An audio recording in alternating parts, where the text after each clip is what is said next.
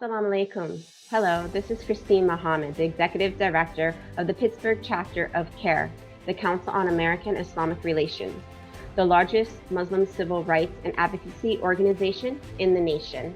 And this is Jacob Bender, Executive Director of CAIR-Philadelphia. Before telling you all about the things that CAIR did to serve your community in this tumultuous year of 2020, you might find it interesting to learn how this former Catholic girl from the Pittsburgh suburbs and this American Jew from New York ended up working for a Muslim civil rights organization. I was born into a Jewish immigrant family, my grandparents having fled the poverty and anti-Jewish persecutions of Russia, only to find themselves working 15-hour days in the garment sweatshops of the great Eastern Seaboard. I was raised in a good church-going family in a small suburb of Pittsburgh where I attended Catholic school. My childhood home was steeped in the values of social justice, and my parents were active participants in the civil rights movement and then the opposition to America's war in Vietnam. I have always had a deep love and admiration for the various ways people connect to their Creator. I studied and dug deeper into various religions. I talked to members of all faith traditions.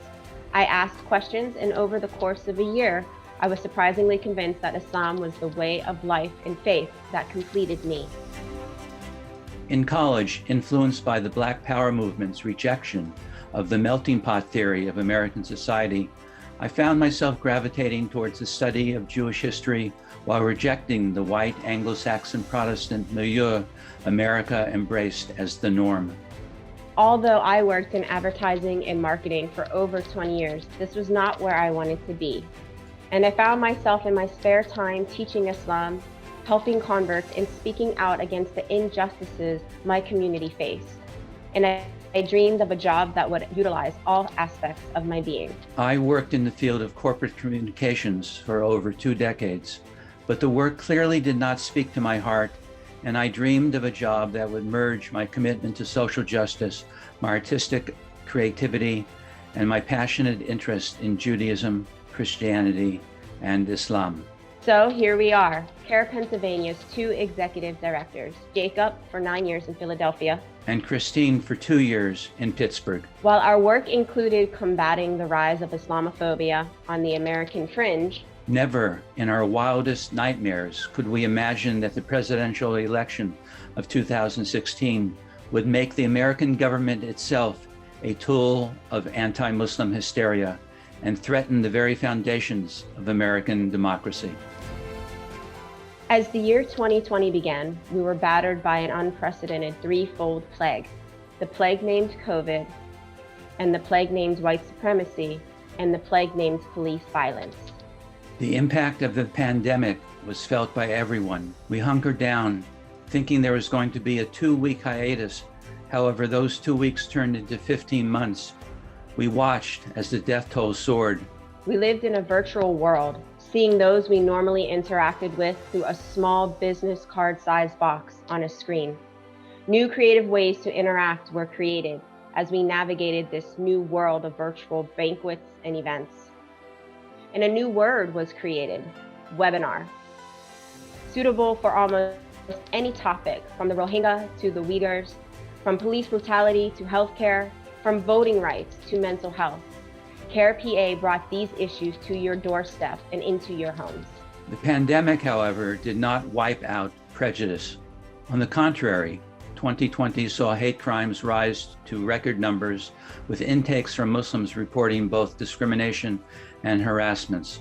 CAIR-PA believes that civic engagement is the guarantor of civil liberties for American Muslims, and it is the key to protecting the community's long-term interests. In 2020, CAIR Pennsylvania led a comprehensive, sustained civic engagement program focused on getting out to vote, getting more Muslims registered to vote, and finally to convince them that being active in the political process is in their own best interests. What else do? We defend the civil liberties of American Muslims, providing free legal services to those facing discrimination in their workplace or their kids bullied at school.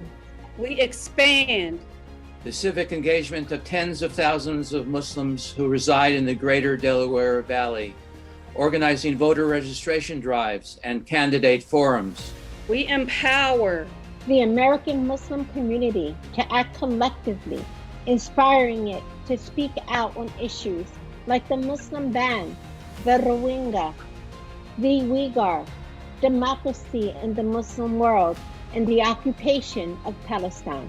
We educate the general community with our workshops, classes, and seminars on the principles and practices of Islam, the history of Islam in America, and know your legal rights.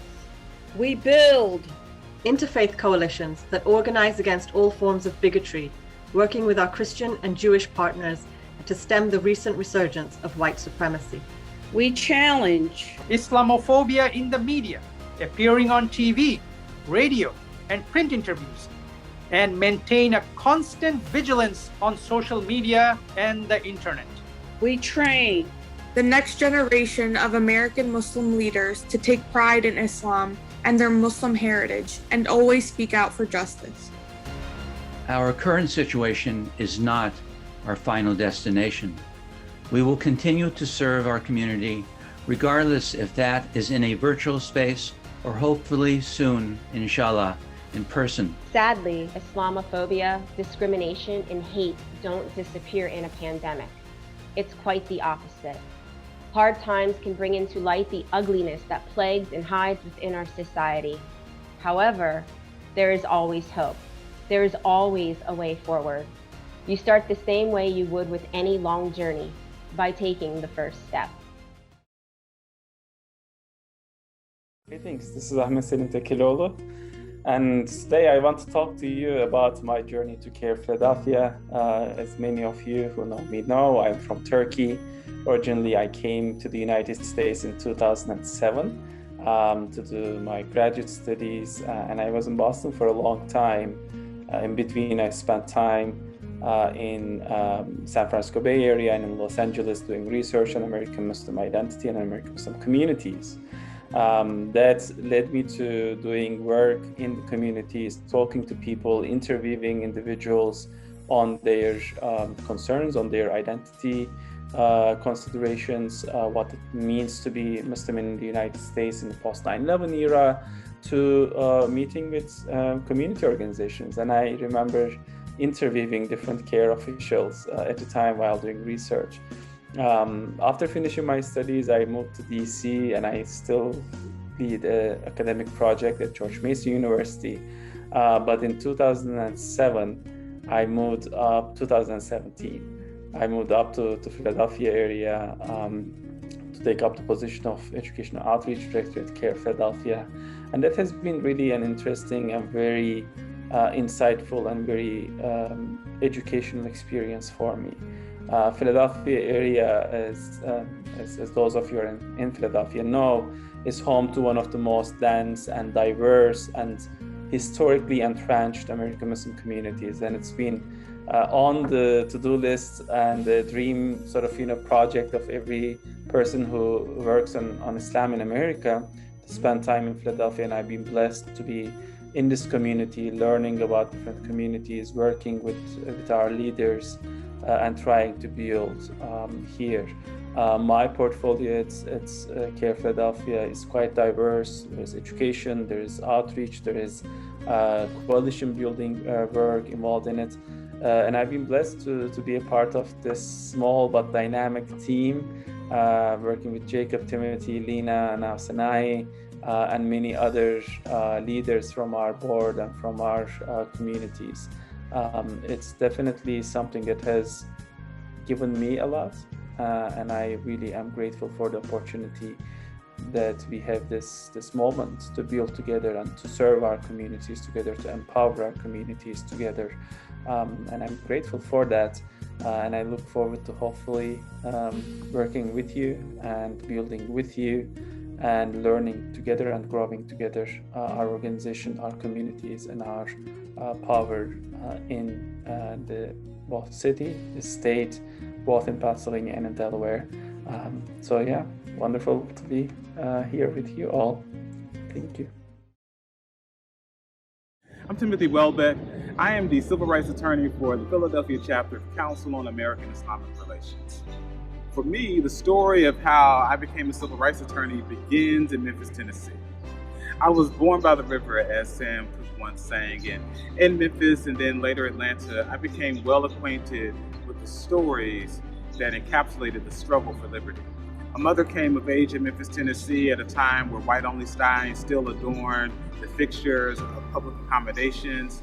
She lived in Memphis, Tennessee when Dr. King was assassinated, and there she became keenly aware of the idea that the rights and liberties that we enjoy today were purchased in blood. My father came to the United States. He immigrated from Ghana in the early 1970s and was met with bigotry and xenophobia that he still finds it difficult to fully articulate. But my parents believed that we still live within a land of opportunity, even if it required a fight to level the playing field for all other people. And so, as I became acquainted with these ideas, I too wanted to participate in this history of people fighting for liberty and justice for other people. I eventually enrolled in Morehouse College, where I received an exemplary education, but beyond that, I was molded and fashioned in the tradition that made leaders like the Reverend Dr. Martin Luther King Jr., Howard Washington Thurman, Maynard Jackson, Shelton Spike Lee, and a host of others. As a student at Morehouse College, I not only studied in the classroom, but I also committed my time and energy and efforts to working in the community at large. I worked with educational nonprofits. I also created a mentoring program to work with adjudicated youth, and did all that I could to lend my skills, talents, and expertise to helping those who are most vulnerable and marginalized within our society. I eventually enrolled in law school at Villanova University School of Law, and upon exiting there, began practicing law, and ultimately I landed here at CAIR, where I have the opportunity to continue this fight, to struggle for justice and equality, and I'm pleased to continue doing so.